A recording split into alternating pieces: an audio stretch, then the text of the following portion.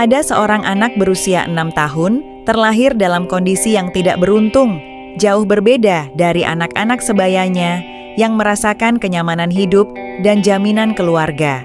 Meskipun masih kecil, ia telah merasakan pahit manisnya kehidupan, sebuah kisah yang bisa menjadi inspirasi tentang suka dan duka dalam perjalanan hidup.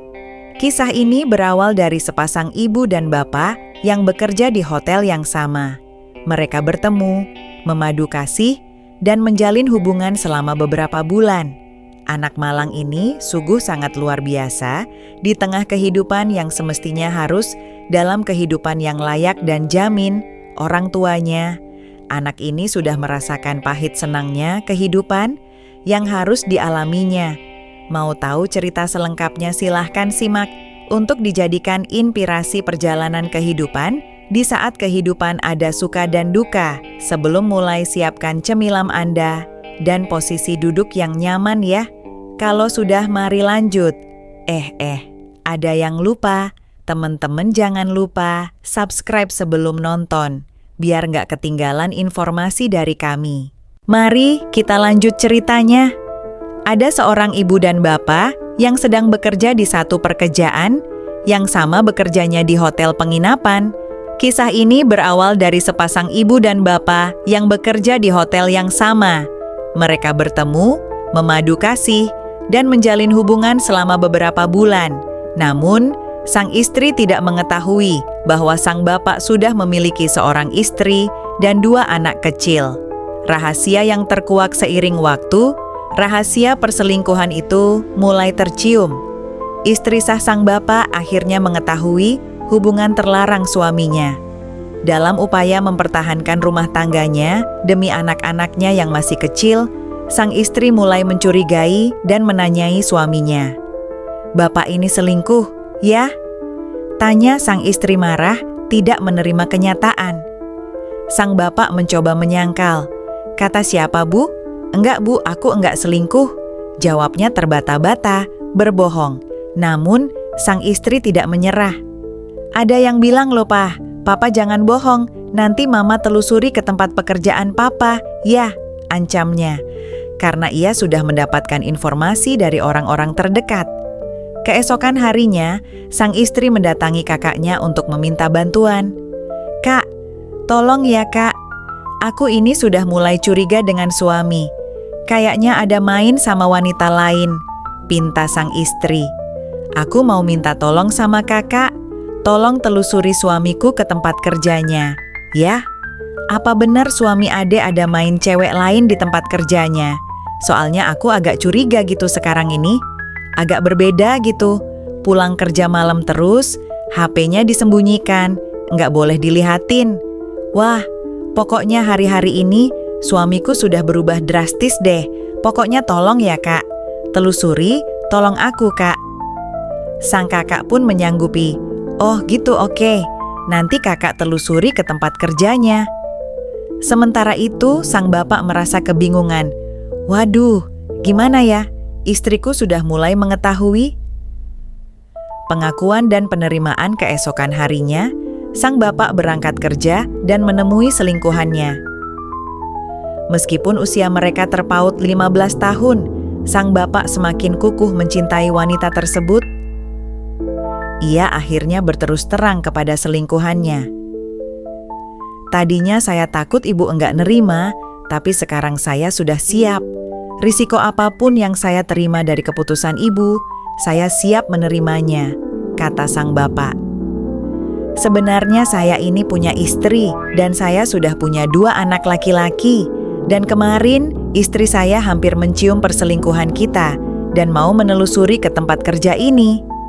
Sebelum saya ditelusuri, saya berterus terang dulu sama ibu. Mohon maaf ya Bu, saya telah berbohong sama ibu." Secara diam-diam, kakak sang istri benar-benar menelusuri ke tempat kerja sang bapak. Dan ternyata, sang kakak melihat dengan jelas bahwa suami adiknya benar-benar berselingkuh, bahkan berpegangan tangan dengan wanita lain. "Wah, ternyata benar," kata adikku. "Suaminya benar-benar selingkuh dan mesra banget sambil pegangan tangan." Kasihan adikku, Anaknya masih kecil-kecil, diselingkuhi sama suami. Sungguh keterlaluan, dasar mata keranjang. Aku laporin, awas, kata sang kakak geram. Setelah menelusuri, sang kakak langsung pulang ke rumah adiknya. Ternyata benar. Kakak melihatnya sendiri dengan mata kepala kakak. Ternyata benar suamimu selingkuh dan mesra banget sambil pegangan tangan, lapornya.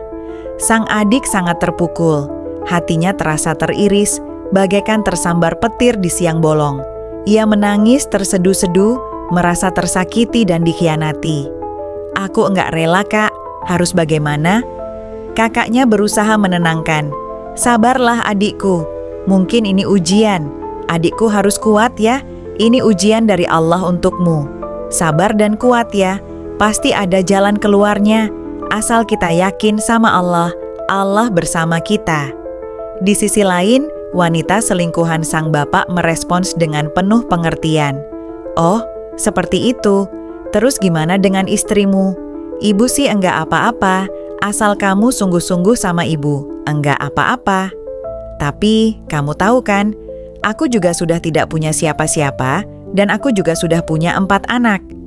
Kalau ada sekarang cuma 2 anak laki-laki, dan 2 wanita sudah meninggal sejak masih bayi. Dan aku orang bukan orang berada.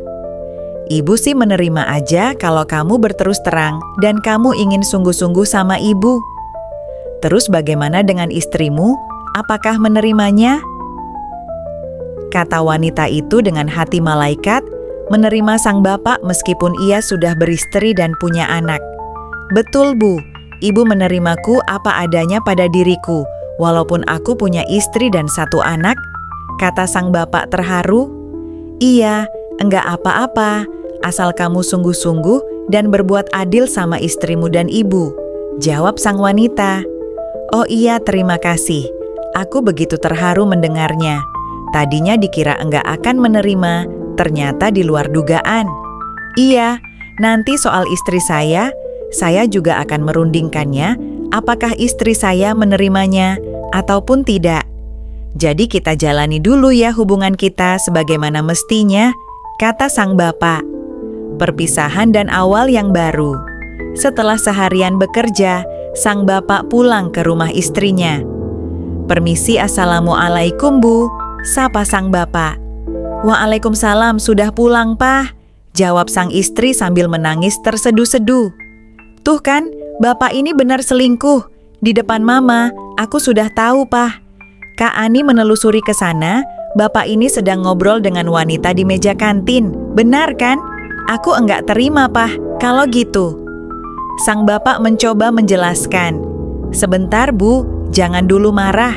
Bapak sebenarnya mau berterus terang sama ibu.